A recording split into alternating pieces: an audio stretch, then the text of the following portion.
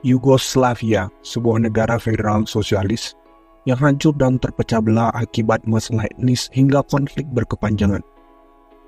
Negara yang sekarang terpecah menjadi 7 negara independen ini merupakan salah satu dari beberapa negara komunis yang hancur. Yugoslavia sendiri telah hancur dan terpecah menjadi 7 negara, yaitu Slovenia, Kroasia, Makedonia, Bosnia-Herzegovina, Montenegro, Serbia, dan Kosovo.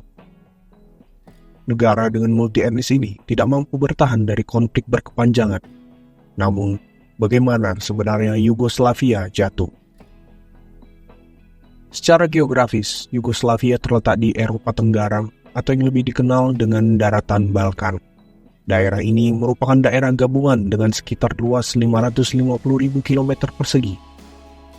Daratan ini mendapatkan nama dari pegunungan Balkan yang melintas dari Bulgaria hingga Serbia bagian timur. Beberapa pihak juga menyebutkan bahwa penamaan daerah atau semenanjung Balkan sendiri berasal dari perbatasan wilayah laut yang mengepung daratan tersebut, walaupun sebenarnya tidak ada kesepakatan khusus mengenai batas-batas wilayah Balkan. Semenanjung Balkan sendiri berbatasan dengan Laut Adriatik di barat laut, Laut Ionia di barat daya, Laut Aegea di selatan, Selat Turki di timur, dan Laut Hitam di timur laut.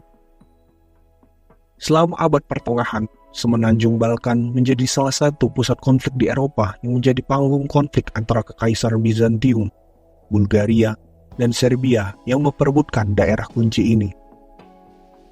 Pada akhir abad ke-16, daerah Balkan berada di bawah pengawasan Kesultanan Turki Utsmani.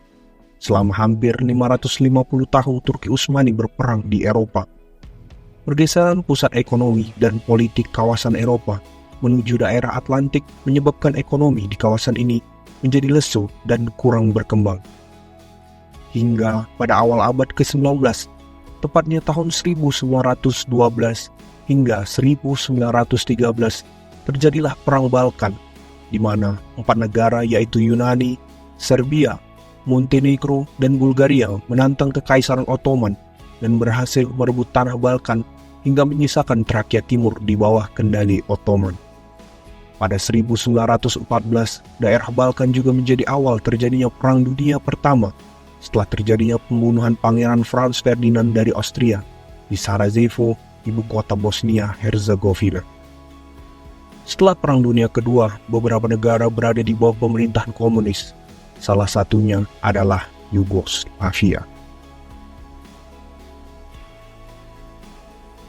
Pada 1 Desember 1918, seorang pangeran bernama Alexander I dari Serbia memproklamirkan sebuah kerajaan yang terdiri dari Bosnia-Herzegovina, Serbia, Montenegro, Makedonia, dan sebagian besar negara yang sekarang menjadi Slovenia dan Kroasia, yang kemudian waktu dikenal dengan Kerajaan Yugoslavia.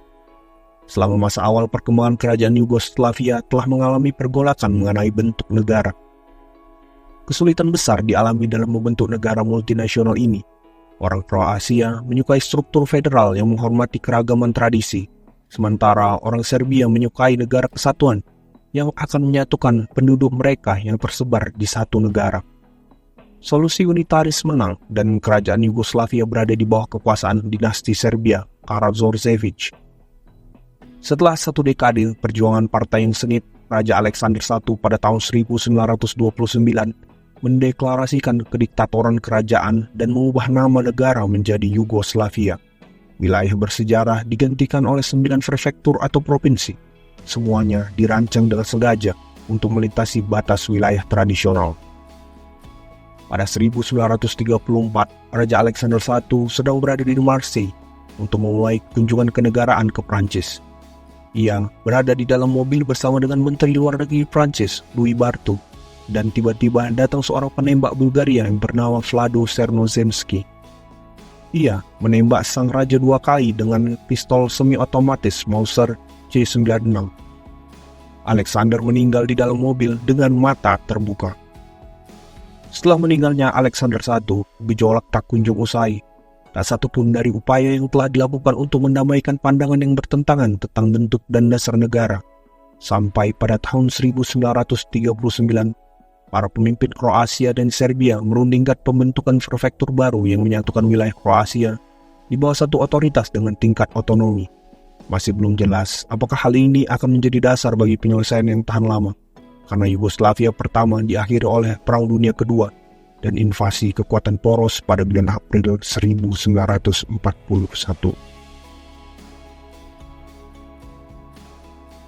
Setelah berakhirnya Perang Dunia Kedua, tepatnya pada tahun 1946, Yugoslavia berada di bawah rejim komunis pimpinan Josip Broz Tito.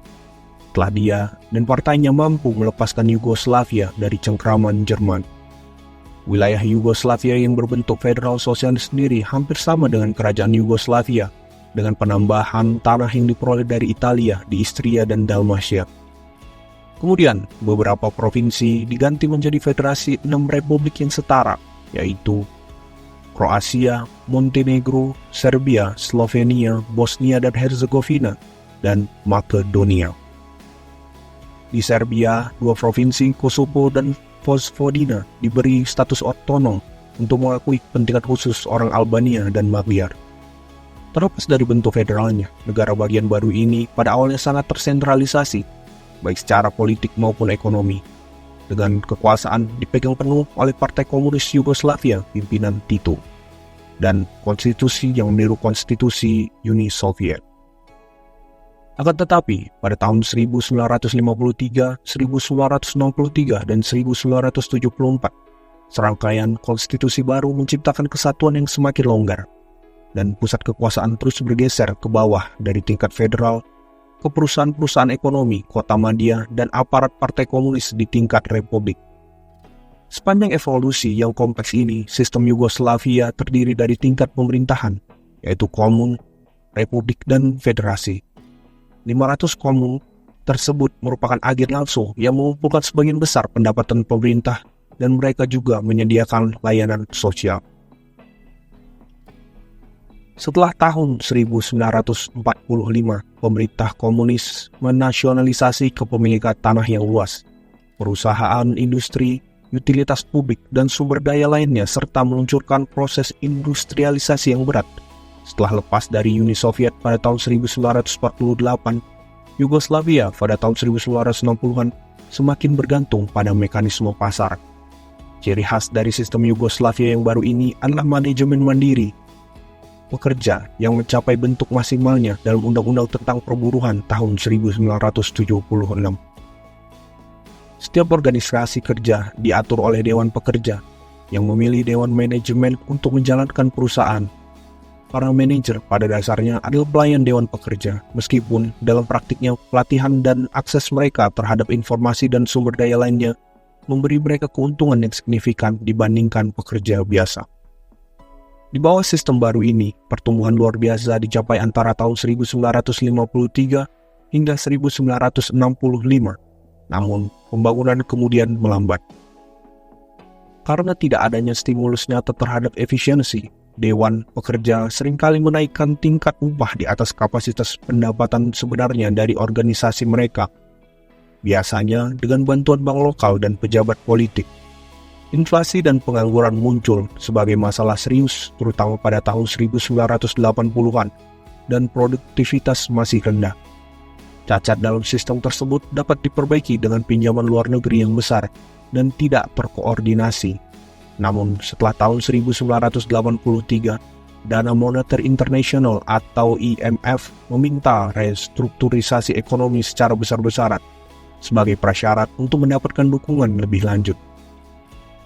Konflik mengenai bagaimana memenuhi permintaan ini membangkitkan kembali permusuhan lama antara wilayah utara dan barat yang lebih kaya, yang seharusnya menyumbangkan dana untuk program pembangunan yang dikelola pemerintah federal, dan wilayah selatan dan timur yang lebih miskin, di mana dana tersebut seringkali diinvestasikan pada perusahaan-perusahaan yang relatif tidak efisien atau dalam proyek prestis yang tidak produktif. Perbedaan-perbedaan tersebut memberikan kontribusi langsung terhadap disintegrasi Yugoslavia kedua. Pada 25 Juni 1991, Slovenia dan Kroasia memproklamirkan diri untuk berpisah dari Federasi Yugoslavia sebagai penanda awal runtuhnya negara ini. diikuti oleh Bosnia pada tahun 1992, di mana mereka secara resmi menjadi anggota dari PBB. Hal ini menyulut kemarahan dari pihak Serbia yang tidak ingin Federasi Yugoslavia bubar. Penolakan ini menimbulkan pergolakan yang berujung pada Perang Bosnia. Campur tangan PBB dan NATO mendorong sanksi ekonomi terhadap pemerintah Yugoslavia, dalam hal ini Serbia, untuk segera mengakhiri konflik. Hasilnya, Parlemen Yugoslavia akhirnya mengakhiri dukungan terhadap pemberontakan Serbia di Bosnia dan Kroasia pada tahun 1995. Sementara itu, gejolak dari berbagai negara bagian terus menuntut untuk melepaskan diri. Meningkatnya tekanan di Kosovo dari mayoritas etnis Albania untuk otonomi yang lebih besar meningkat menjadi perang saudara pada tahun 1998 yang dikenal dengan konflik Kosovo. Setelah upaya internasional yang gagal untuk menengahi konflik dan sebagai tanggapan terhadap serangan militer besar-besaran Serbia terhadap tentara pembebasan Kosovo, NATO membalas pada bulan Maret 1999 dengan kampanye pengeboman yang mendorong pemimpin Serbia, Slobodan Milosevic, memerintahkan kampanye pembersihan etnis yang menyebabkan ratusan ribu warga Albania Kosovo menjadi pengungsi. Namun, pada bulan Juni, kesepakatan damai tercapai. Perubahan dalam pemerintahan Yugoslavia pada akhir tahun 2000 membawa kembali posisi di Perserikatan Bangsa-Bangsa dan Dewan Eropa. Namun demikian, agitasi terus berlanjut di Kosovo dan Montenegro untuk kemerdekaan. Rentetan pelepasan negara federal pada dekade 90-an menyebabkan berbagai konflik berkepanjangan antara Serbia dengan Bosnia dan Kroasia, hingga berbagai konflik antar etnis dan agama. Tangan besi dari pemerintahan komunis ala Josip Broz Tito tak sanggup menyatukan latar belakang bangsa yang berbeda. Sepeninggal Tito, Yugoslavia kehilangan arah tujuan bangsa, walaupun motif utamanya ditenggarai oleh kecemburuan politik dan ekonomi oleh berbagai negara bagian. Pada dasarnya, pembentukan negara federal Yugoslavia sangat sulit dilakukan, karena sedari awal perbedaan latar belakang dari segi etnis, agama, dan politik yang berbeda tidak menemukan bentuk negara yang sesuai dengan komposisi masyarakatnya. Selain itu, masyarakat yang beragam memang mewajibkan pemimpin yang memiliki leadership yang kuat. Hal ini tercermin dari sepeninggalnya Josip Broz Tito, di mana tidak ada meritokrasi yang baik sehingga tidak ada pengganti yang layak. Yugoslavia menjadi pembelajaran bagi berbagai negara bahwa nilai-nilai kebangsaan menjadi poin paling penting dalam menjaga keutuhan negara.